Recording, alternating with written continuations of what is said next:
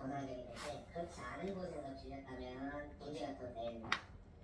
경찰은 이 씨가 막대한 채무를 지게 된 구체적인 경위를 확인하는 동시에 전체적인 불법 도박 규모와 다른 연예인 등이 연루됐는지 여부 등에 대해 폭넓게 조사할 계획입니다. YTN 정입니다. 장난하고 얘기. 국가대표 출신 전 프로야구 선수 오재원 씨가 후배 선수 등을 협박해서 수면제 등 마약류를 대리 처방받은 혐의로 또 한 번 재판에 넘겨졌습니다. 검찰은 오 씨를 마약류 관리법 위반 혐의로 기소하고 오 씨에게 마약류를 건넨 전현직 야구 선수 김모 씨와 황모 씨를 약식 기소했습니다. 오 씨는 2021년 5월부터 지난 3월까지 야구 선수 등 14명으로부터 86차례에 걸쳐 의료용 마약류 2,365정을 받은 혐의가 있습니다. 올해 길었던 폭염 영향으로 배추와 무, 상추, 깻잎 등 채소류의 가격 보복 행진이 이어지고 있습니다. 배추 한 포기 소매 가격은 오늘 기준 8,635원으로 지난해 평균보다 32% 오른 채 거래되고 있습니다.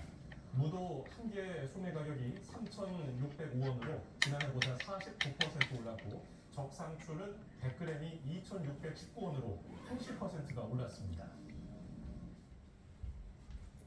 지난 8월 월간 기준 5년 11개월 만에 최대를 기록했던 서울 아파트값의 상승폭이 9월에는 줄었습니다. 한국부동산원이 발표한 9월 서울 아파트 매매가 지수는 전달보다 0.79% 올라서 8월 상승폭 1.27%보다 크게 줄었습니다. 9월 전국 아파트 상승률도 0.23%로 전달 0.33%보다 주춤하는 모습입니다. 최근에 병사 월급이 꽤 올랐다고는 하지만은 월급을 나눠 가지려고 남 대신 군에 갈 사람이 있을까요? 실제로 있었습니다. 20대 남성이 대리 입대해서 군 생활을 하며 월급을 나눠 가진 건데요. 병무청 설립 이래 처음 적발된 황당한 사례입니다. 홍성욱 기자입니다. 대신 군대는 군부대에 필요한 운전병을 양성하는 부대입니다. 지난 7월 강원전 한 신병교육대로 입양한 뒤 이곳에서 후반기 교육을 받던 20대 남성 조모 씨. 조 씨는 과거 이미 군대에 입대한 뒤 건강 문제로 전역했다가 또 입대했습니다. 알고 보니 입대를 앞둔 20대 남성 최모 씨를 대신해 입대한 것. 인터넷을 통해 만난 최 씨가 군 월급 절반을 나눠주겠다며 대리 입영을 제안하자 이를 받아들였습니다. 최 씨 행세를 하며 신체 검사를 대신 받고 신병교육 때와 자대 배치에 이어 후반기 교육까지 받으며 3개월 가까이 군생활을 이어가던 최 씨. 병무청과 군부대까지 모두 속인 군생활은 발각을 두려워한 최 씨가 자수하며 드러났습니다. 대리 입영 사실을 뒤늦게 확인한 병무청은 경찰에 신고했고 경찰은 제 뒤로 보이는 후송교육연대에서 조 씨를 긴급 체포했습니다. 조 씨는 경찰 조사에서 생계가 곤란한 상황에서 월급을 나눠 갖고 의식주를 해결하기 위해 대리 입영했다고 진술했습니다. 실제로 이등병 월급 24만 원 가운데 30만 원 정도를 나눠 가진 것으로 알려졌습니다. 대리 입영 적발 사례는 1970년 병무청 설립 이래 처음인 것으로 전해졌습니다. 병무청은 본인 확인을 제대로 하지 않은 사실을 인정하고 홍채 인식 등 확인 절차 강화를 검토하고 있습니다. 사단에 들어갈 때 병무청에서 신분증하고 본인 여부 확인한 다음에 군부대에 입영을 시키거든요. 그 과정에서 저희들 본인 확인 소홀한 부분이 있었고요. 검찰은 병역법과 주민등록법 위반 등의 혐의로 조 씨를 재판에 넘겼고 공범인 최 씨도 조만간 기소할 방침입니다. YT 홍성입니다.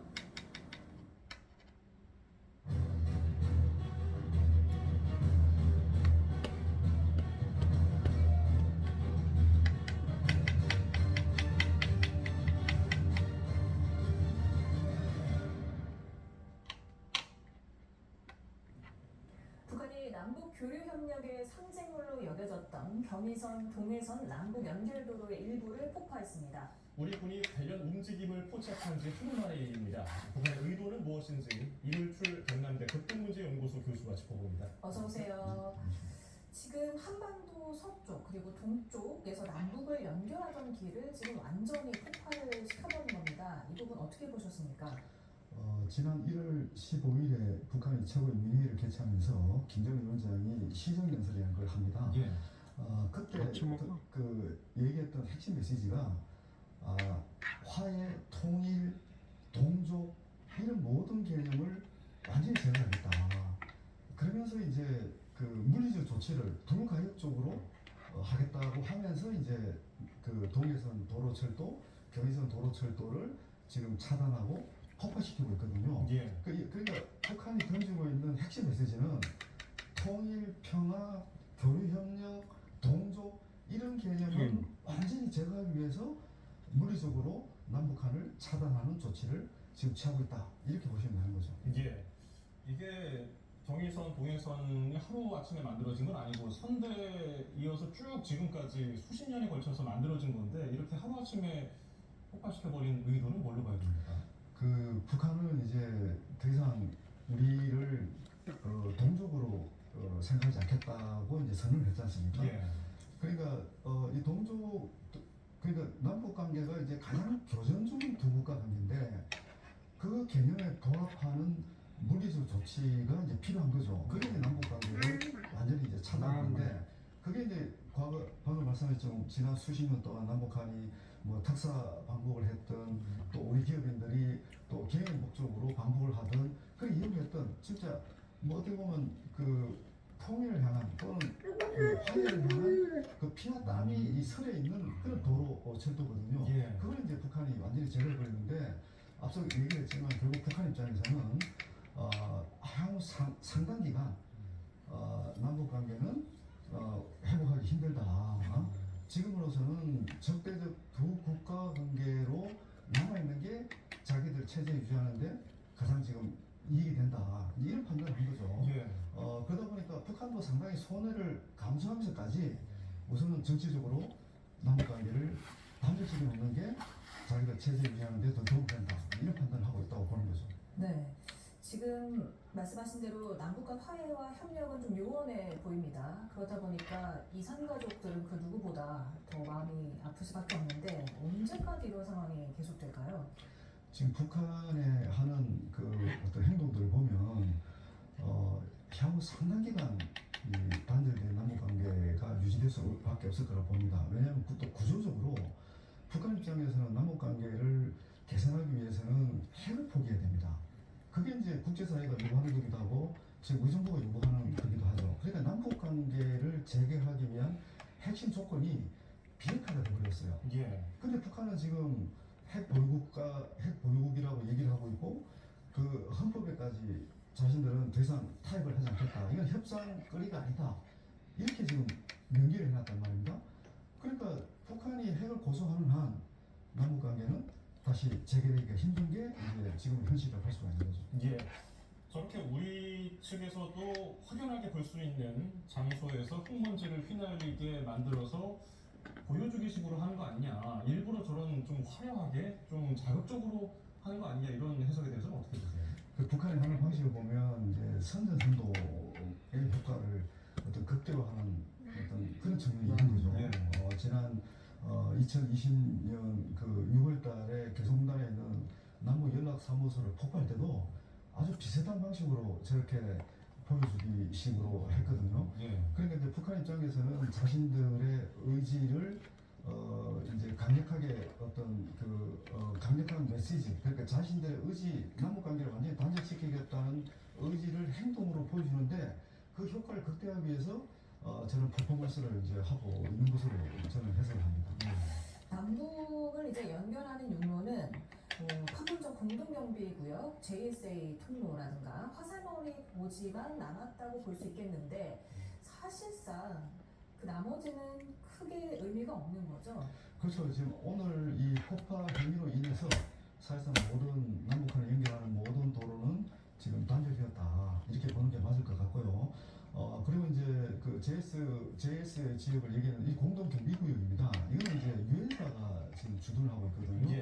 그러니까 지금 우리가 지금 정전협정에 의해서 이렇게 간신히 지금 평화가 유지되고 있는데 이 정전협정을 관할하는 핵심 주체가 지금 유엔사고 그 유엔사가 이제 JS에 이제 주둔을 하고 있는 거죠. 근데 사실 이 JS의 역할 중에서 이제 지금 현실적으로 가장 중요한 것이 어떻든 남북관계 모든 연락 채널이 지금 다 중단된 상황이잖아요. 예. 유일하게 북한 입장에서도 뭔가 어떤 최소한의 소통을 할 수 있는 곳이 또 유엔사 채널이기 때문에 북한 입장에서도 도로는 단절시켰지만 전화 통화를 통해서든 다른 방식으로든 어떤 식으로든 최소한의 오해와 오판에 의한 어떤 우발적 충돌을 막을 수 있는 그런 대화 채널로서는 JS를 계속 활용할 필요가 있겠다. 그런 맥락에서 물리적인 도로는 지금 거의 차단됐지만 예. 어떤 전화 통신이든 인편이든 그런 걸 통해서 서로가 소통할 수 있는 사소한 통로는 지금 내려놓고 있다. 이렇게 이제 봐야 될 것 같습니다. 판문점을 지나려면 경의선을 통과해야 된다면서요? 그렇죠. 그러니까 그 판문점 예를 들면 이제 과거에 뭐 남북한 그 특사단이라든지 또 뭐 정규 회장이 속대몰이를 하면서 이제 판문점을 거쳐서 이렇게 북쪽으로 올라간 적이 있지 않습니까? 그게 대부분 이제 경의선 도로를 이용하는 거거든요. 근데 이제 경의선 도로를 이렇게 폭발하면서 이제 단절을 시켜놓으면 사실상 모든 육로가 지금 차단됐다고 봐야 되겠죠. 예.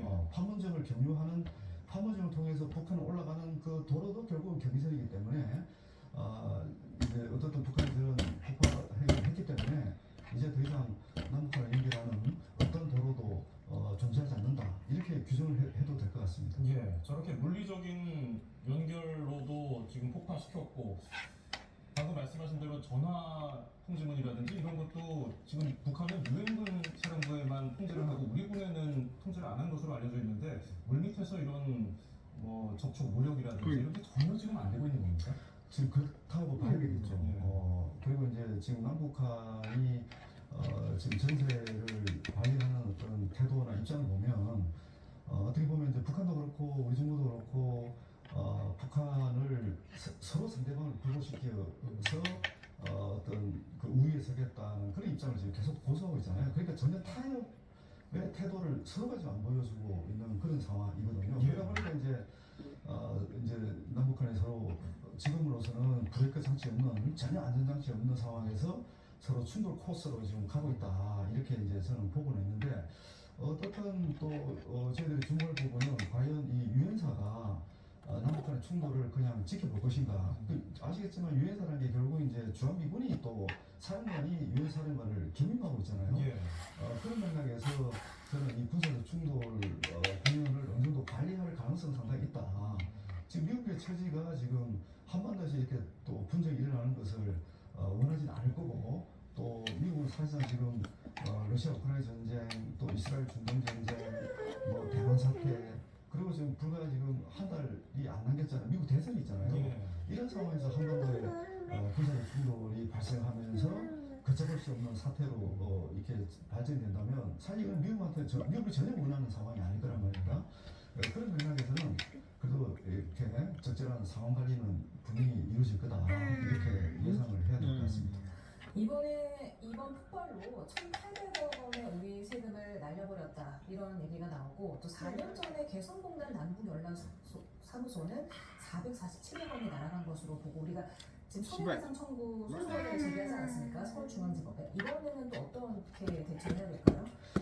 사실 이제 분명히 이 북한의 이 폭발 행위는 우리가 규탄을 해야 되고 또 책임을 반드시 물어야 될 행위라고 저는 봅니다. 근데 이제 이 인프라가 이 경의선 동해선 철도 도로는 결국 남북 관계가 좋을 때 우리 민간 기업인들이 이제 북한에 진출할 때 보다 안전하고 또 수익성을 담보할 수 있는 하나의 그런 인프라 성격을 갖고 있는 거예요. 그래서 우리 기업을 위해서 또 우리 국민들이 북한을 왕래를 하면서 보다 안전하게 그러면서도 이제 북한에 가서 사업을 해서 보다 높은 수익을 어떤 그런 그걸 정부가 지원하는 차원에서 이 인프라를 건설해줬던 거거든요. 예. 근데 이제 북한 입장에서는 그렇게 볼 거예요. 아니 우리가 어떻게 우리가 막은 적이 어디 있느냐? 우리는 당신들이 와갖고 인적 왕래도 하고 또 경협 사업도 하라고 계속 우리는 계속 문을 열어놨다. 근데 당신들이 비핵화를 우선시하면서 결국 이제 비핵화라는 게 왜냐면 비핵화 문제가 해결이 안 되면 국제사회 대북 제재를 우리가 극복할 수가 없잖아요. 예. 그럼 활발하게 인적 왕래를 하고 경협을 하기 위해서는 비핵화가 돼야 되고 비핵화에 따라서 대북 제재가 완화되어야만이 그래야 정상적으로 왕래가 되고 경협이 준될 수 있는데 그게 전혀 안 되고 있지 않느냐. 근데 그건 우리 책임보다는 당신들이 지금 그 핵 문제를 우선시하고 또 대북사의 제재를 준수하다 보니까 그걸 못하고 있는 거 아니냐 이렇게 이제 북한이 얘기할 때는 그러니까 책임 소재와 관련해서 자기 책임을 인정 안 할 가능성이 훨씬 높은 거죠. 예. 그래서 어쨌든 북한의 이런 그 폭발임은 이제 더 이상 자기들이 남한하고 어떠한 방식으로든 어떠한 계기로도 상종하지 않겠다. 남한하고는 우리는 적대적 주국가에 충실한 그런 어떤 물리적 또 문화적 심리적 모든 조치를 지금 취하겠다. 예. 이렇게 이제 나오고 있는 거죠. 근데 또 일각에서는 지금 북한이 체제 유지가 예전만 못하고 주민들의 뭐 충성심이라든지 체제 결속을 위해서 좀 더 자극적인 대남 좀 적대심 그런 정책을 펴고 있고 이번 그 폭파도 역시 북한에서 혹시 그 남한으로 넘어오려는 그런 사람들을 막기 위해서 자체적으로 그런 행위를 하는 게 아닌가 이렇게 보거든요. 사실 이제 북한에서 이 군사 비대성을 넘어서는 탈북자는 크게 좋습니다. 네. 그러니까 지금 북한이 지뢰를 매설하고 또 높은 방벽을 쌓고 이런 것들이 탈북자를 막기 위한 어떤 목적이 있다. 이렇게 보는 것은 그거는 지금 잘못 보는 거라고 일단 봅니다. 지금 탈북하신 분들은 대부분 바다를 통해서 오든지 안 그러면 이제 북중 국경을 이제 넘어서 대부분 탈북을 했지 이렇게 지금 준비정돼 있는 이 군사 분계선을 통해서 탈북한다는 것은 그건 사실 쉽지 않고요. 예. 더군다나 도로철도는 탈북 루트가 될 수가 없습니다. 가장 눈에 띄기 쉬운 장소인데 어떻게 저쪽을 저런 통로를 이용할 수 있겠습니까? 그건 불가능하다고 저는 보거든요. 예. 어떻든 지금 이 경의선 동해선을 완전히 이제 그 차단을 하고 또 요새화하고 이런 과정은 지금으로서는 이제 군사적 충돌을 대비하는 그런 측면이 우선 있다고 보여져요. 근데 이게 이제 자기들은 방어용이라고 얘기하는데 정말 남북한의 군사적 충돌이 일어나면 이런 시설들이 공격을 하는데도 활용이 될 수가 있거든요. 어떤 식으로 말입니까? 예를 들면 이제 제가 지금 나온 가세를 보면 지금 개성단이 아직 남아 있어요. 예. 도로 철도는 다 중단돼 있지만 개성단 건물들은 아직 남아 있잖아요. 근데 북한이 계속 얘기를 하길래 그 경고를 하는 것 중에 하나는 앞으로 이 개성단이 완전히 이제 우리 공장들 기업의 공장을 다 철거하고 거기에 과거에 주둔했던 그런 포병들 그 서울 이제 유사시에 서울을 가장 먼저 지원할 수 있는 가장 정형화된 부대를 배치하겠다. 중장비를 배치하겠다. 이렇게 얘기를 했거든요. 그리고 지금 다음 수순은 결국은 금강산 개성단을 중무장화 시켜서 유사시에 공격할 수 있는 거점으로 만들 가능성 이게 아직 좀 남아있다고 네. 말씀하신 대로라면 뭐 개성공단, 뭐 금강산도 그렇고 이렇게 되면 앞으로 어떤 평화 분위기가 오더라도 그 어떤 기업이라도 투자를 꺼내지 되지 않겠습니까? 뭐 사실상 이제 남북 교류 협력은 조언을 울렸다 이렇게 봐야 되겠죠. 제가 계속 말씀드리지만 남북 교류 협력이 재개되는 조건은 북한의 비핵화 그리고 그 비핵화에 따라서 국제사회 대북제재가 완화되는 그런 상황이 있는 거죠. 근데 북한은 절대 이 비핵화는 할 수 없다. 이건 협상 의제도 아니다. 우리는 만약에 협상을 해도 핵 보유국의 지위로서 협상을 하겠다. 이렇게 지금 나오고 있잖아요. 예. 이런 어떤 상황이 뭐 하는 거야 이거 남북 네? 교류 협력 또는 남북 간의 경제 협력은 뭐 하는 게 한 3년이나 먹어야지 다시 재개되기 어렵다. 이렇게 봐야 되겠죠. 예. 예? 그런데 사실 이렇게 해석이 된다면은 어떤 정부가 들어서도 미국 정부도 마찬가지입니다. 뭐 공화당이든 민주당이든 어떤 정부가 그 정권을 잡아도 북한과 대화가 힘들다면은 김여정 부부장이 뭐 미국을 향해서 혹은 우리를 향해서 가마죠. 지지를 내는 듯한 이런 태도는 우리가 어떻게 해석해야 될까요? 사실 이제 그 미국 대선 결과를 지금 할 수가 없잖아요. 예. 물론 저는 트럼프 전 대통령이 당선이 되면 북한 입장에서는 협상과 대화를 한번 시범적으로라도 시도를 할 것으로 봅니다. 지금의 바이든 정부보다는 북한 입장에서는 조금 숨통을 열어주는 그런 측면이 분명히 있다고 봅니다. 예. 트럼프 대통령이 당선이 되면. 근데 이제 그 결과를 지금 당장은 알 수가 없는 거고 지금 이제 북한은 우발적 충돌을 지금 상당히 두려워하는 것 같아요. 예. 우발적 충돌이 일어나서 이게 확진이 되면 아무래도 자기들 입장에서 자기들이 이 전쟁에서 깊이 연루될 수밖에 없고 깊이 연루되면 이제 자기들 체제 유지에도 상당한 어떤 악영향을 미칠 수밖에 없는 구조잖아요. 그러니까 북한 입장에서 굉장히 지금 조심스럽게 상황을 관리한다고 일단 봅니다. 보는데 우발적 충돌이라는 게 의도하고는 전혀 무관하잖아요. 예. 그러다 보니까 유엔사가 이 정전협정을 관리하는 주체니까 지금 이렇게 무인기가 날아오고 뭐 이렇게 일촉즉발의 상황이 지금 만들어지고 있는데 정제협정 위반을 해야 되는 상황이 지금 만들어지고 있는데 유엔사가 좀 더 적극적으로 역할을 해라 그런 메시지를 지금 보내고 있다고 저는 보는 겁니다. 근데 문제는 이제 유엔사라는 게 결국은 미국이란 말입니다.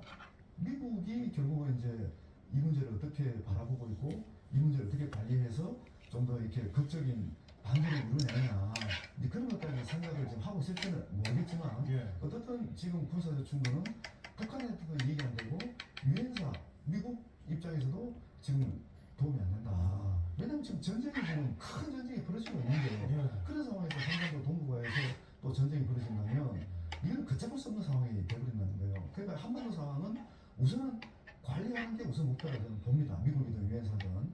그런 부분이 그나마 이제 이렇게 북한이 지금 굉장히 위험스러운 그런 행동들을 계속 하고 있긴 하지만 그래도 최소한의 이 관리는 지금 되고 있다 이렇게 이제 저는 보고 있는 거거든요. 그렇지만 지금의 남북한이 지금 하고 있는 군사적 대립해서 또 총격까지 오고 가는 이런 상황을 보면 의도가 무한하게 확전될 경우 그는 유엔사든 미국이든 감당 못할 수도 있겠다. 그게 이제 저희한테는 상당히 이제 걱정스러운 부분이라고 할 수가 있는 거죠. 네. 그 경의선과 동해선은 2000년 그 고 김대중 전 대통령과 김정일의 남북 공동선언 이행 차원에서 추진이 되지 않았습니까? 그렇다면 김정은은 아버지 김정일의 약속을 깬 건데 이런 게 북한산에서 용인이 되는 겁니까? 이제 북한이 그런 부분이 굉장히 부담스럽다 보니까 김정은 정부도 새로운 논리를 지금 안녕. 입순이라고 생각됩니다. 안녕히 계세요. 폭파까지 해가면서 남북한을 연계하는